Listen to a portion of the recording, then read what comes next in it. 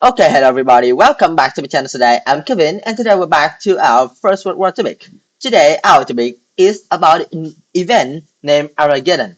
This is an event when British fought with French and the Arabs by their side against the Turks. And of course, after a dark betrayal, still the Arabs has back to their own way and fought against the British at some place to take their own independence. Yet that thing is just the detailed information for what is exactly going on at that time. But now we are going straight into our topic. So after the Germans losing control of the Western Front and the Turks came under pressure in the Middle East, the Arabs continued their guerrilla war in Hijaz, and the British decided to invade the Palestine and Syria because the British government think that if they succeed, they hope that things would be enough to knock the Turk out of the war for their good. And that is why they make an event named Armageddon. So in the July 1917, the Arabs scored one of the most important victories by capturing the Red Sea port of Aqaba. Throughout 1916, British forces made up of Australian cavalry and camel mount troops, and also Indian infantry, had advanced from Egypt to occupy Sinai. Now they could even use the Aqaba, which was being captured by the Arab as a supply depot for an invasion for Palestine and Syria.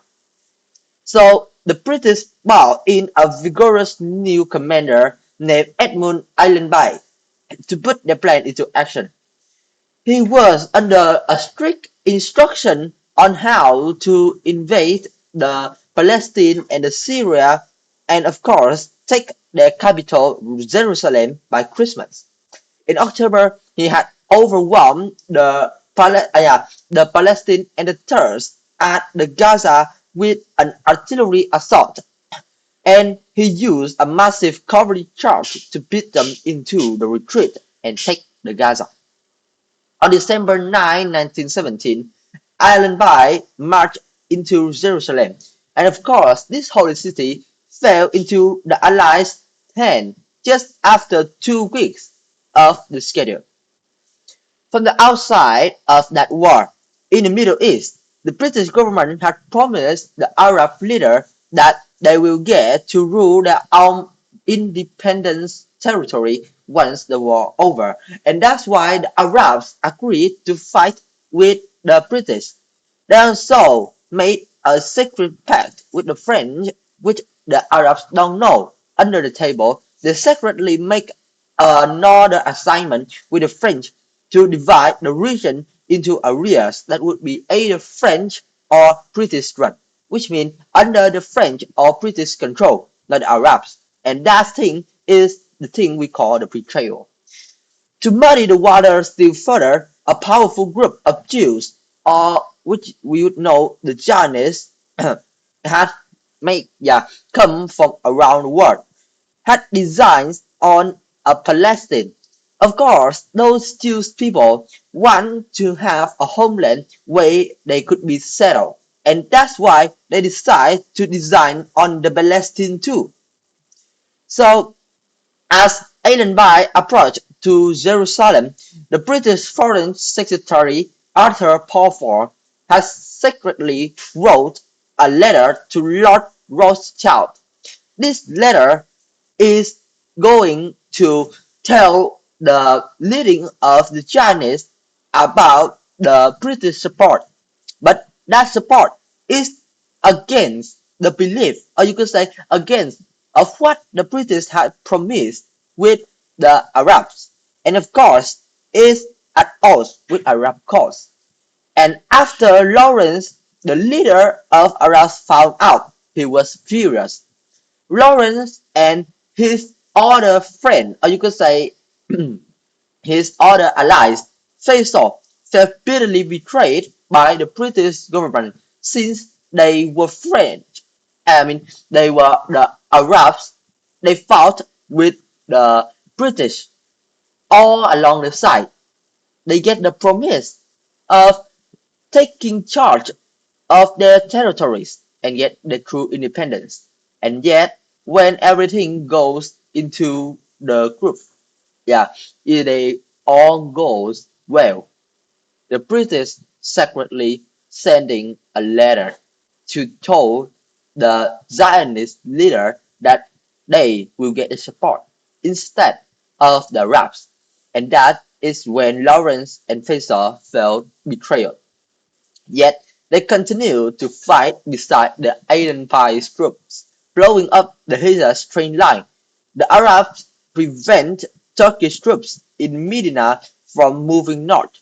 This gave Allenby the edge he needed to launch the final big battles on his campaign, fought near Megiddo, the site of the biblical Battle of Armageddon.